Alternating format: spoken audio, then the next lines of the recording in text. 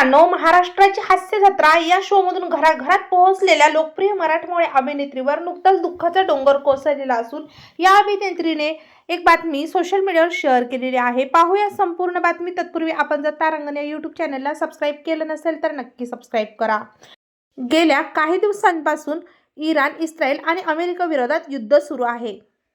आधी इस्रायलने अमेरिकेच्या मदतीने इराणवर हल्ले केले. या हल्ल्यामध्ये इराणचे मोठे नुकसान झाले. त्यानंतर या हल्ल्याला उत्तर देण्यासाठी इराणने अनेक आखाती देशांमधील अमेरिकेची लष्करी तळे उद्ध्वस्त करण्यासाठी हल्ले केले. यामध्ये कुवेत, दुबई, इराक, अबुधाबी अशा अनेक देशांचा समावेश आहे. या सर्व परिस्थितीमुळे अनेक देशांनी त्यांची विमानतळे बंद केलेली आहेत. त्यामुळे अनेक भारतीय हे दुसऱ्या देशांमध्ये अडकलेले आहेत.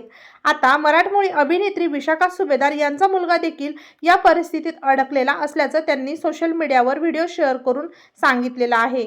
यावेळी अभिनेत्री रडून रडून घायल झालेली पाहायला मिळत आहे. अभिनेत्रीने सोशल मीडियावर व्हिडिओ शेअर करत मुख्यमंत्री आणि पंतप्रधान यांच्याकडे त्यांना मायदेशी परत आणण्यासाठी विनंती केलेली आहे.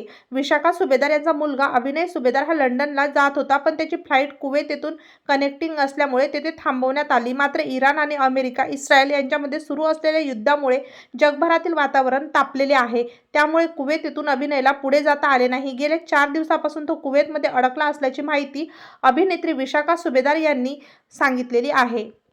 अभिनेत्री विशाखा सुभेदार यांनी त्यांच्या सोशल मीडियावरून रडत रडत एक व्हिडिओ शेअर केलेला आहे. या व्हिडिओमध्ये ती माजी महाराष्ट्राचे मुख्यमंत्री देवेंद्र फडणवीस आणि आपल्या देशाचे पंतप्रधान नरेंद्र मोदी यांना त्यांच्या मुलाला परत आणण्याची विनंती करत आहे. तेव्हा मित्रांनो, आपल्या तारांगण या यूट्यूब चॅनलतर्फे लवकरात लवकर अभिनेत्री विशाखा सुभेदार यांचा मुलगा परत यावा हीच ईश्वरचरणी प्रार्थना.